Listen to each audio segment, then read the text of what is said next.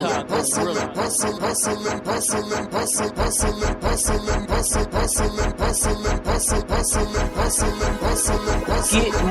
yeah. Every day I'm hustling. Get money, yeah. Every day I'm hustling. Get money, yeah. Every day I'm hustling.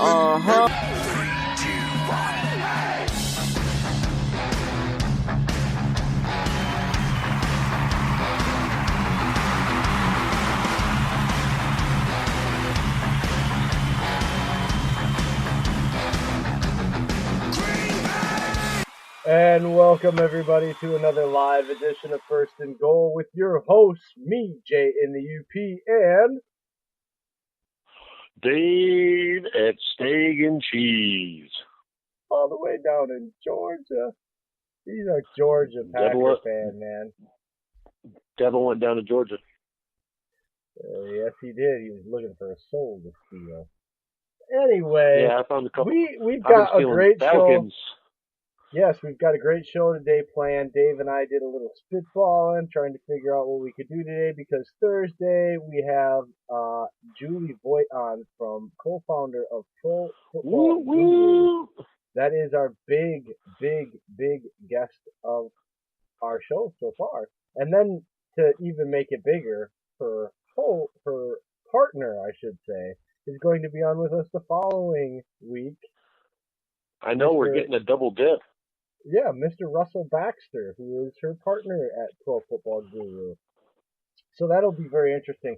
But so for this show today, we're going to we were supposed to do this equally, so I'm just going to say this right away. I'm diming myself out so Dave doesn't have to do it.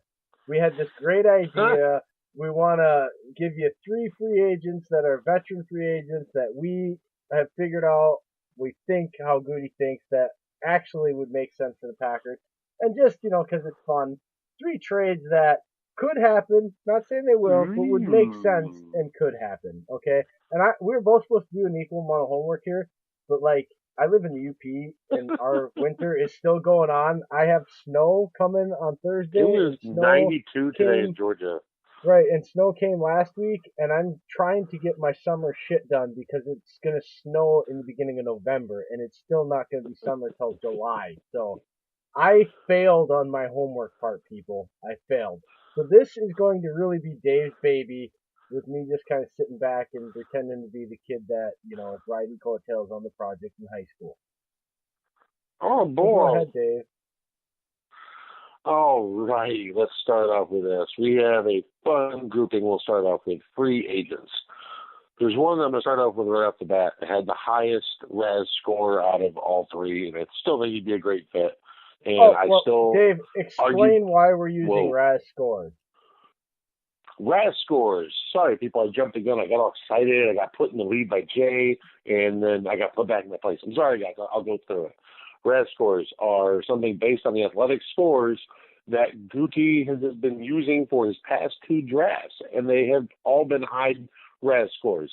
I believe it was like 7.25 and above he's been drafting with RAS scores, and it seems to be paying off with the talent he's getting because 8 teams draft class, you look at it, there's a good chunk of those players that had starting roles last year in the offense or made pretty big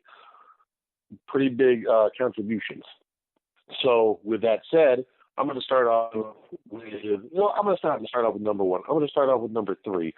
I found a guy that I think could help the Packers. He got size on the outside. He produced with the Titans. He has a RAS score of 8.68 coming out of college, going into the NFL. His name is Justin Hunter. I think he'd be a solid asset as like a number 3 or number 2 wide receiver in the offense. But you have Geronimo, so to me, you already have a number 2. If you added Justin Hunter, it's another veteran with experience, and especially, I think Justin Hunter, if I'm not mistaken, might have played in LaFleur's offense once. Tennessee Titan, former Tennessee Titan, yes. High draft pick. Well, he was a Steeler last year, but the thing is, still, I mean, I think he's played in it before too. I think Hunter was, I don't know, was he on the Rams before either way. I think he's played in the offense, but the offensive scheme. But either way, folks, Hunter, I think, would be a great addition because he wouldn't cost anything. Hunter would probably be vet minimum, so it'd be cheap. And guess what? After the draft picks we just signed, because Russ Ball is amazing, we have $9.1 million in cap available to use. Of course, you mean we we're might not not need broke? to use it. No, like everyone's saying we're going to be. Oh my God! Kind of like yeah, how we, Justin Hunter. yeah. Good job. Oh, Dave. keep going. What were you going to say, Jay? No, I was just gonna say, it just kind of goes back to, proving our point of the last show that we were talking about when we broke all that down. So it's like there's still money. You mean all the Rodgers contacts saying that we weren't going to have any money? All the haters. Well, guess what? Yeah. They can eat their crow, and I'll even cook it for them. Okay, on to number 2. I know a lot of people don't like this pick. I do, because I think he has fire for the game still. I think he had an unfortunate injury last year and actually could have made a contribution to his team if he played. Des Bryant. I know he's up there in age, but he is a solid possession receiver. He had a RAS score of 9.06. Yes, sir. Des Bryant. Des Bryant. And he's already But I thought Des doing Bryant workouts couldn't play anymore. I feel he still can. I'm not saying he's a number 1 or number 2. I'm talking about as in the slot, a slot. Oh no, I'm being receiver. a smart ass right now, Dave, because I think that the guy is clearly on his second year coming off an injury. And what do we know, Dave, about coming off of severe injuries? Always better the second year, right? Yeah, and that's the thing. He just had unfortunate timing. But I think if he signed with the team now, it would be better for his body because of the fact he'd be able to get into a training room and work with the rehab coaches and the rehab docs. He'd be able to do better. But I already saw videos of him working out off of his torn Achilles last year. And the fact that he's doing that already bodes well that he could be ready for training camp. So I think Des Bryant, honestly, Dave, Des Bryant, to me, if he would change his mindset, he could be a more explosive, athletic Anquan Bolden. He won't ever change his mindset, though, Jay. That's the problem. Is he's just like T.O. They'll always have those mindsets. Well, I'm just saying. Keep going, Dave. You're doing a beautiful job. No. Physical attributes, yes. I think he still has it. I think as a possession receiver, going up and getting the full ball, oh, my God, Rodgers would be able to high point the football all over the field. With Adams' stupid vertical, you have ESB who has arms of a freaking talon or a falcon freaking going out there and reaching out and grabbing whatever he wants. MVS has long arms. Literally, Rodgers could just high point the football all across the football field. Oh, and Gay Sternberger. Jimmy Graham, I don't want to throw Jimmy Graham because he'll probably get more interceptions. But mind you, I still think Des Bryant could be a solid addition. I really do. I know people say, oh, it's age. I'm not trying to look for a 5-year deal with him. I'm maybe 1 to 2 years, taking a friendly deal. We got room to work with. I mean, put him on like a 3 or 4 year million deal, prove a deal, see if he'll get it next year. Again, but I think he's a solid possession receiver. You know what? We weren't doing this off of age though. This was based off of, when we discussed. Oh, and I know, but people say his age. That's why. And I'm defending you against them right here because when we had our little powwow about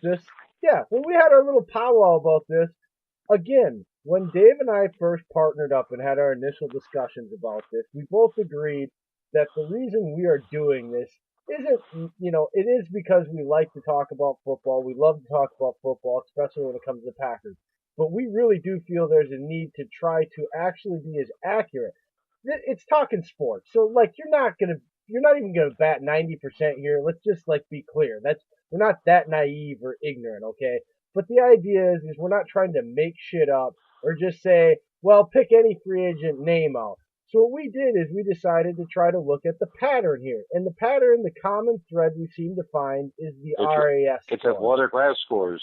Yeah. Right. And so that's where we're basing these off of. Duty's been going by it. So age really has little to do with it.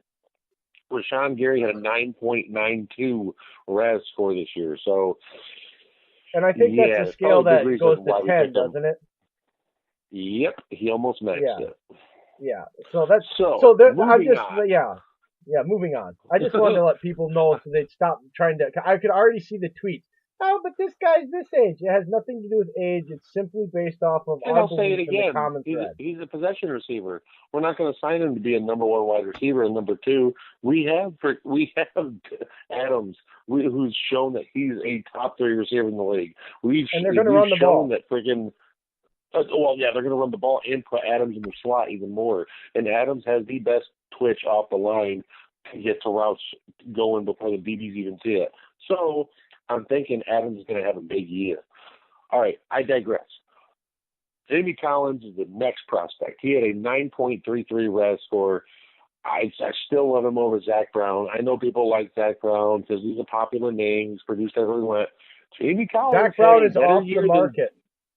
Zach Brown is off the market. I'm just saying, there's still people saying, "Oh, you should have got Zach Brown." There's still people out there. I saw him, but Jamie Collins had a better year last year than Zach Brown. Exactly. I was going to say. And he had a better RAS score, I believe so. Yes. 9.33 RAS score for Jamie Collins. I think he'd do well, especially being able to cover. I mean, you go look, he actually had a couple passes defended last year, too, in covered situations. He made more tackles than Brown. Collins would fit well. He's still got some tread on the tires, and he would be a really good complement to Martinez. And plus, Collins knows how to blitz off the edge, too. So if they had to use him in certain situations and add different twists to Pettin's scheme, oh, my God, I think it'd be amazing. It's just another thing that offensive coordinators would have to plan around this defense. And there's already so many weapons on that front seven. If you add in someone like a Jamie Collins, which would maybe probably cost a $5.25 million contract, and I'd say 2 years, that's what I'd say he'd probably get because he's been earning pretty good money over there in Cleveland. So I really do think that'd be the best free agent we could pick up because our safeties are taken care of. I really wanted to still say Trey Boston, but I'm not going to. Jamie Collins is my number one. And yeah, that's funny because he was one of the guys I really looked at. And, you know, like I said, last week I went through the him versus Brown and why I thought Jamie Collins was a better fit. You know, so that that tickles my fancy that you got him as number one. I like that. Yeah, I'm a big fan of Collins. I've been for a while, and then let's get on to the trade candidate possibilities. Whew. All right, I got a guy here is number 3. He's a little bit older, but he is produced for the Tennessee Titans. And he has that connection playing in Tennessee last year, LaFleur being there last year. I think we can swing like a 5th or 6th round pick for him. Wesley Woodyard, inside linebacker. Pair him up with Martinez. I think you're adding in, and he had a RAS score of 7.39. I think you'd be adding in a big athletic linebacker who can run with the tight ends because of how big he is.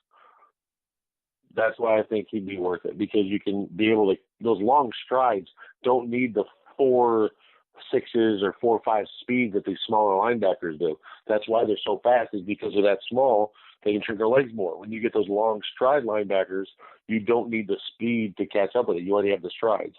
So I think Woodyard, I just looked, I think he had 119 total tackles last year, and he's still churning out. I mean, he was solid when he was in Denver. He was solid when he was in Tennessee.